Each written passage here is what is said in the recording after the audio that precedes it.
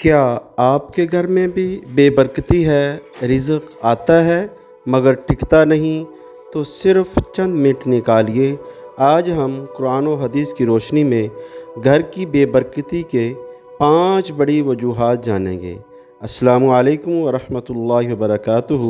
میں ہوں مولانا Asif, Islamic Twitter, آپ سب کو خوش آمدید کہتا ہوں۔ آئیے جانتے ہیں قرآن و حدیث کی روشنی میں وہ 5 اعمال جن کی وجہ سے گھر میں برکت اٹھ جاتی ہے۔ نمبر 1، اللہ تعالیٰ فرماتے ہیں فَوَيْلٌ لِّلْمُصَلِّينَ الَّذِينَ هُمْ عَنْ صَلَاتِهِمْ سَاهُونَ۔ تباہی ہے ان نمازیوں کے لیے جو اپنی نماز سے غفلت برتتے ہیں۔ نمبر 2، حرام کمائی۔ رسول اللہ صلی اللہ علیہ وسلم نے ارشاد فرمایا، بے شک اللہ رب العزت پاک ہیں اور صرف پاک چیز ہی قبول فرماتے ہیں۔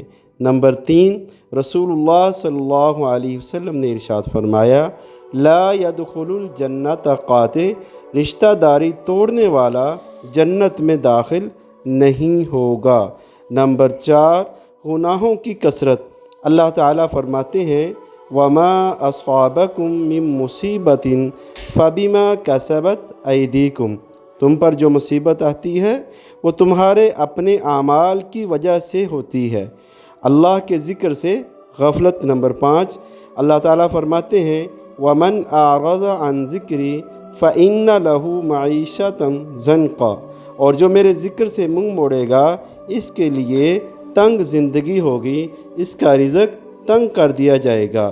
اس لیے ہمیں ان 5 اعمال جو ہے جس کی وجہ سے گھر میں برکت جو ہے وہ ختم ہو جاتی ہے، گھر میں برکت نہیں رہتی۔ آج ہر گھر میں یہی شور ہے کہ گھر میں برکت نہیں ہے، رزق نہیں آتا، اگر آتا ہے تو برکت نہیں رہتی۔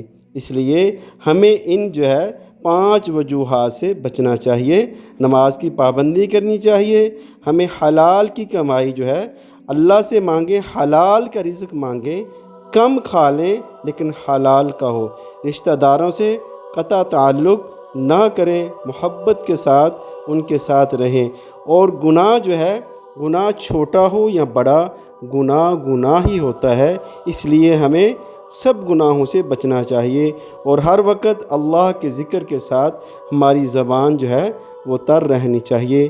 اگر آپ کو یہ ہماری ویڈیو اچھے لگے تو اس کو اپنے عزیزوں کے ساتھ لازمی شیئر کیجیے گا۔ اللہ حافظ، جزاک اللہ خیر۔